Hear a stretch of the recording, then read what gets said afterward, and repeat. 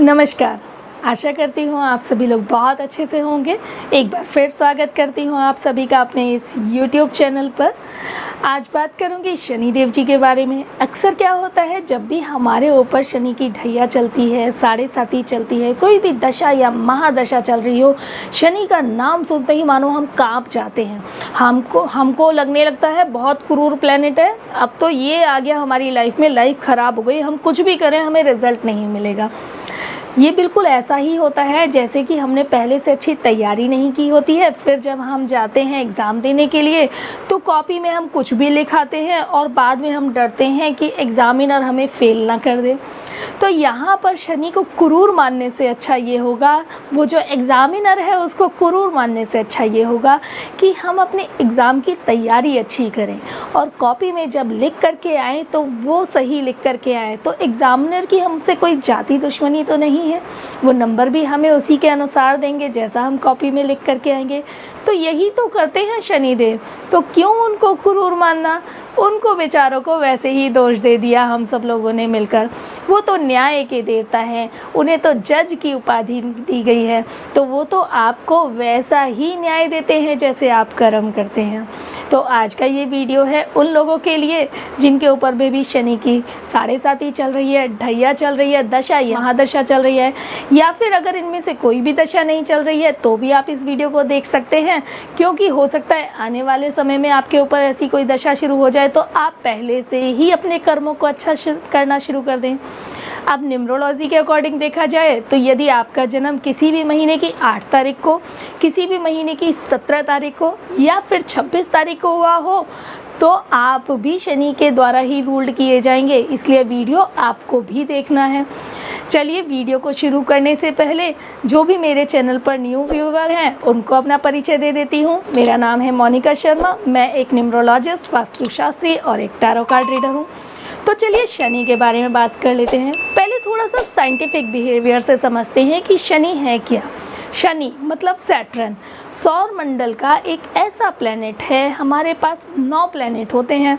9 planet में जो हमारे बृहस्पति के प्लैनेट होते हैं, मीन्स जुपिटर होते हैं, उनके बाद जो 8 प्लैनेट बचते हैं उसमें सबसे बड़ा प्लैनेट होता है शनिदेव का प्लैनेट।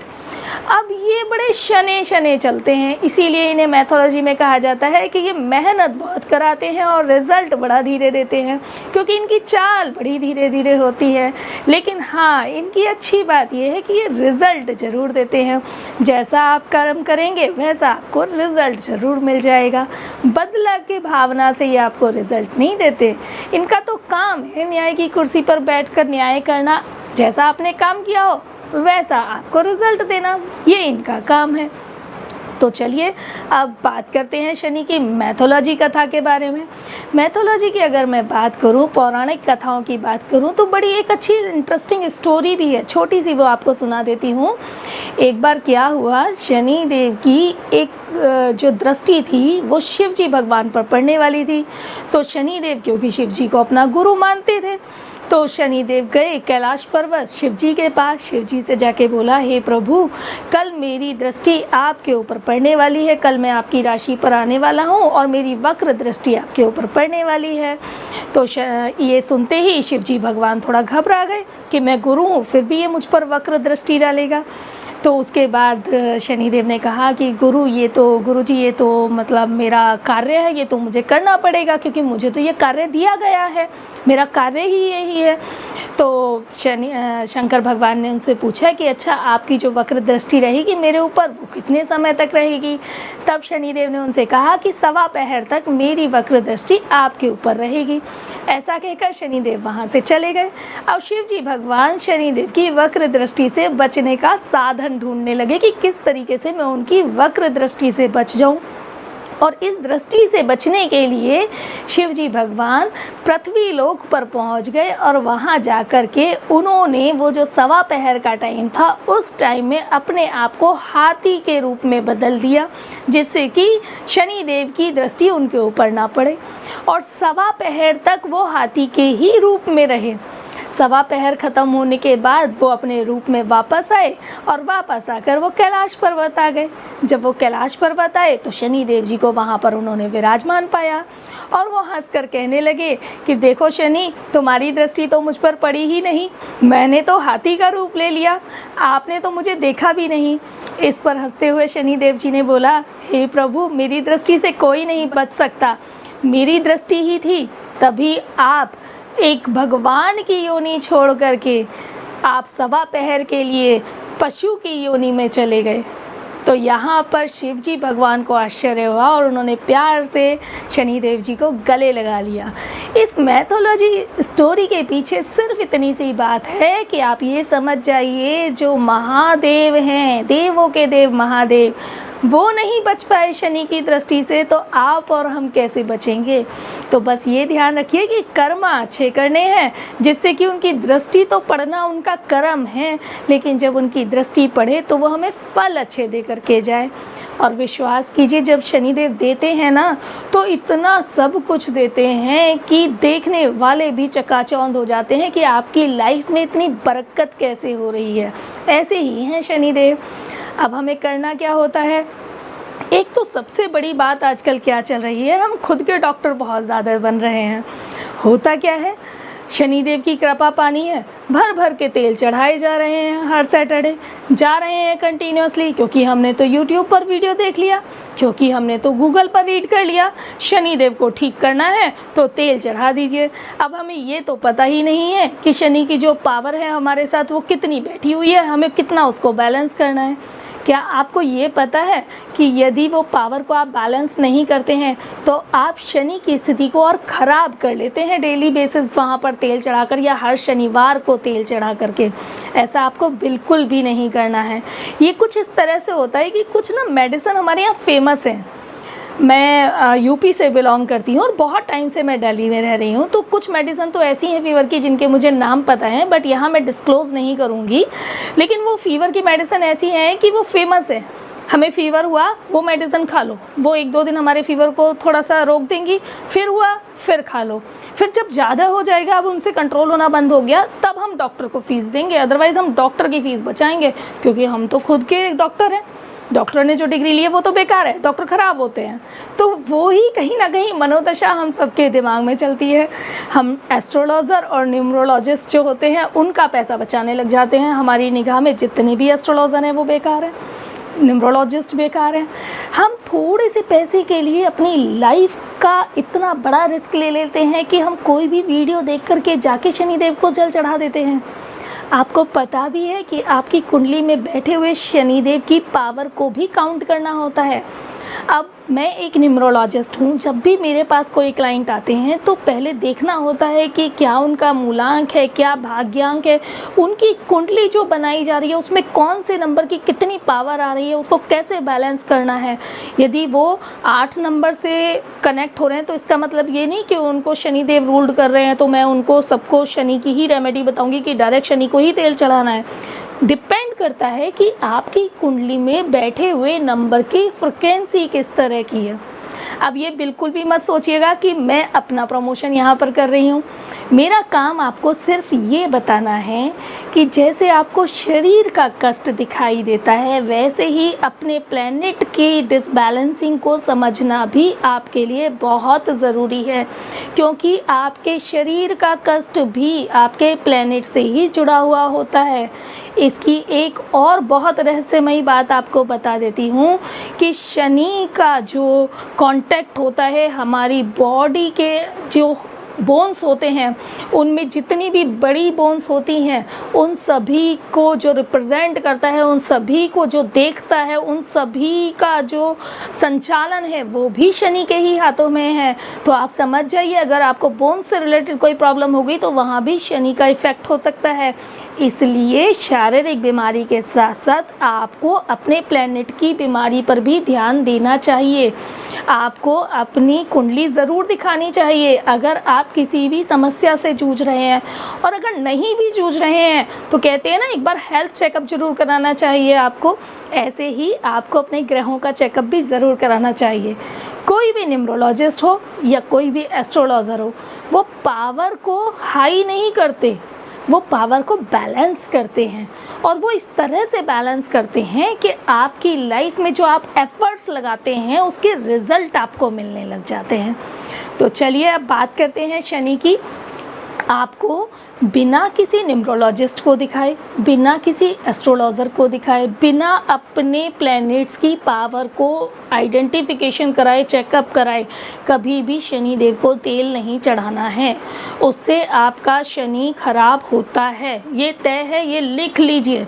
हो सकता है आप में से कुछ लोग मेरी इस बात को ना माने, लेकिन ये सत्य है। दूसरा, हम लोग क्या करते हैं गलती, हम शनिदेव पर जाते हैं, वहीं से दिया, तेल, बत्ती, वहीं से छोटा सा एक कपड़ा खरीद लेते हैं, वहीं से उड़द की दाल खरीद लेते हैं और उनको जाके शनिदेव पे चढ़ा देते हैं। ये भी बहुत बड़ा माइनस पॉइंट है। सेम डे पर शनिवार के दिन आपको तेल नहीं खरीदना है, आपको उड़द की दाल नहीं खरीदनी है, आपको काला कपड़ा नहीं खरीदना है, और आप वो सोचते हैं कि आप अच्छा काम करके आए, वो और आपने शनि कमज़ोर कर लिया।